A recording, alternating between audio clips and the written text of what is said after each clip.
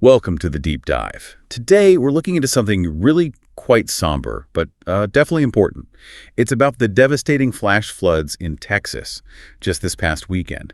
We're aiming to sort of unpack a story that has this profound personal side alongside the wider destruction. Right. And our mission here really is to get into the specifics of how these floods hit Camp Mystic down in Kerr County.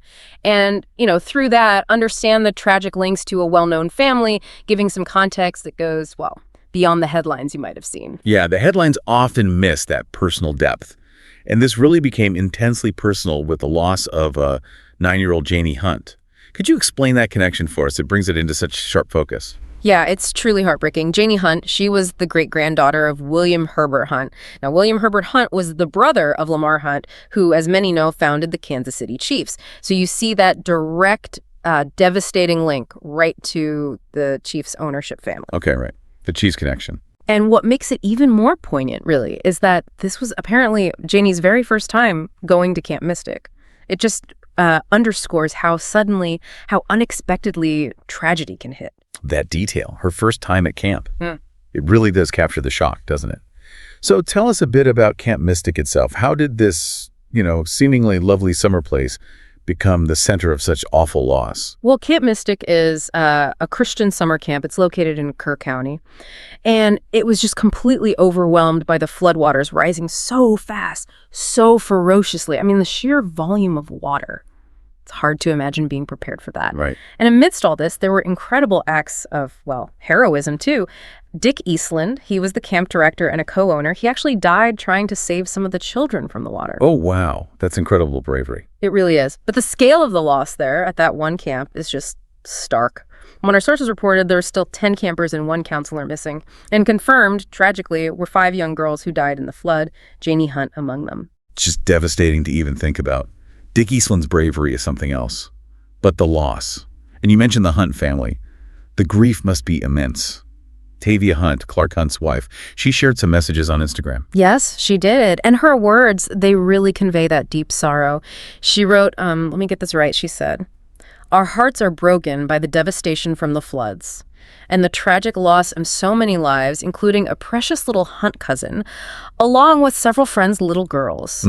It really paints a picture, doesn't it? Not just one family member, but a whole community of friends, of young lives just gone. It really does broaden the scope of the heartbreak. Yeah. And as awful as the Camp Mystic situation is, the sources, they show this wasn't isolated, right? What's the bigger picture across Texas? No, absolutely not isolated. Camp Mystic is sadly just one part of a much larger devastating event across the state.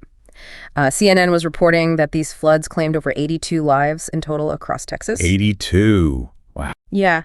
And the breakdown by county really tells a story. Kerr County, where Camp Mystic is located, reported a staggering 68 deaths. That's almost, 83% of the total. Incredible concentration of loss there. Exactly. Then you had Travis County with 6 deaths, Burnett County with 3, Kendall and Williamson counties each had 2, and Tom Green County had 1.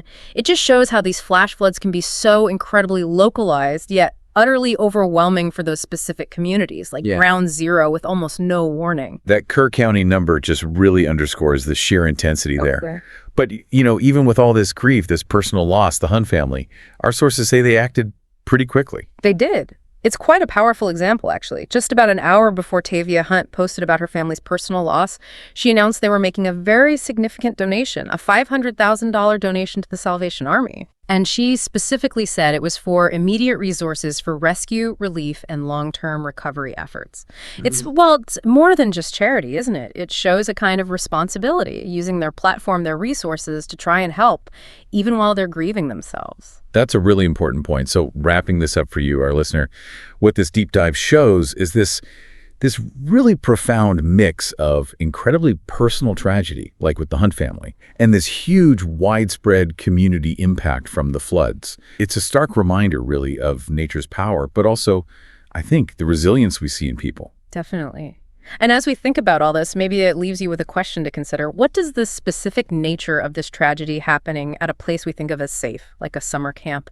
What does that tell us about the unexpected vulnerabilities we all face? And maybe also, what does it show about the power of human response, of community, when faced with these sudden, truly overwhelming natural events?